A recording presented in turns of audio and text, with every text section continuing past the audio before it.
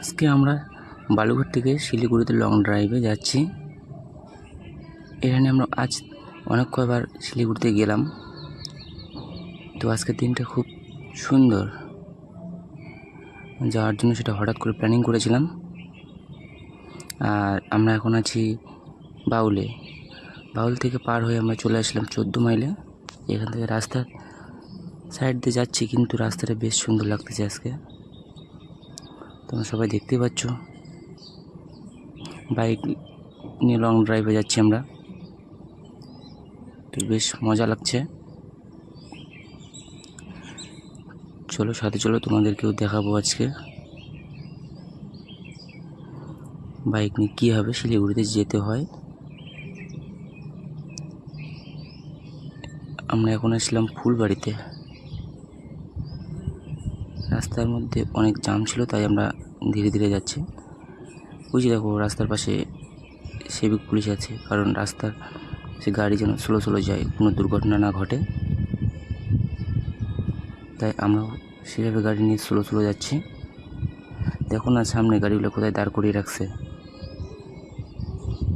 এবার একটু রাস্তাটা ফ্রি হয়েছে। চলো তোমরা সকলে দেখতে থাকো কীভাবে আমরা শিলিগুড়িতে যাচ্ছি। আর রাস্তার ধারে বেশ সুন্দর জায়গা দেখতে পাবো তোমরা।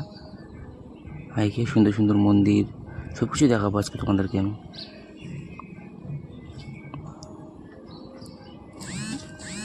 সাথে থাকো, দেখতে থাকো। উপরে সাইনবোর্ড লাগানো আছে কত দূর থেকে শিলিগুড়ি, এখান থেকে সব কিছু লেখা দেওয়া আছে ওখানে, তোমরা দেখতে পারো সবাই।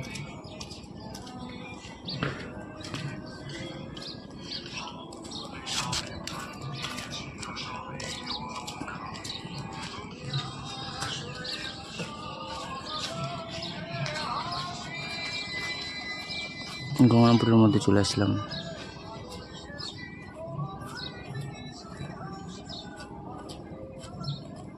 গঙ্গারামপুর পেট্রোল পাম্পে ঢুকছিলাম, আমাদের বাইকে পেট্রোল শেষ হয়ে গেছিলো। সরি আর পেট্রোল বলে দিয়েছি, ডিজেল। তো ওখানে নিলাম না, কারণ ওখানে সুপারটা পেলাম না, তাই আমরা এগোতে লাগলাম। দেখি সামনের দিকে যদি পাওয়া যায়।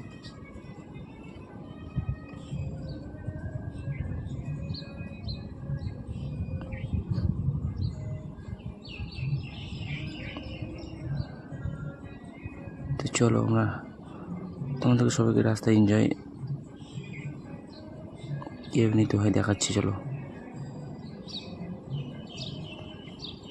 তোমরা শুধু সাথে থেকো আর দেখতে থাকো আমরা কি করছি। আর অবশ্যই বাইরে লং ড্রাইভে গেলে,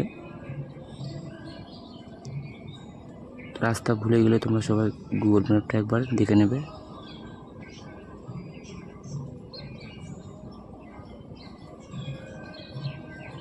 যাচ্ছি তো অনেক দূরে, কিন্তু জায়গার নামগুলো আমরা সঠিক জানি না।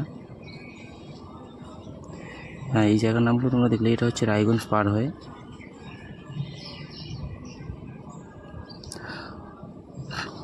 তোমরা সবাই দেখতে পাবা সব জায়গার নাম, যদি তোমরা গুগল ম্যাপটা একবার খুলে নাও, তাহলে রাস্তা সব কিছু দেখতে পাবা। চলো, দেখছো সামনে অনেক বিএসএফের গাড়ি আসতেছে,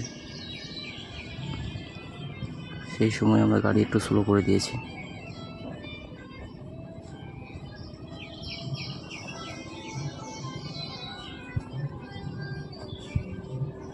অনেক দূর ড্রাইভ করতে হবে, তাই আমরা বাইকটা একটু স্লো করে নিয়ে যাচ্ছি।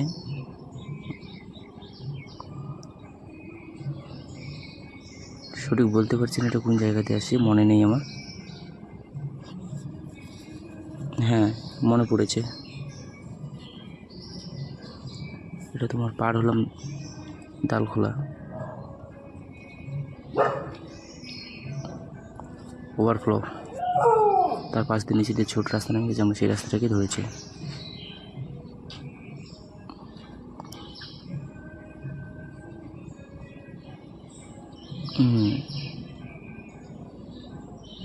আমরা এখানে একটু দাঁড়িয়েছিলাম,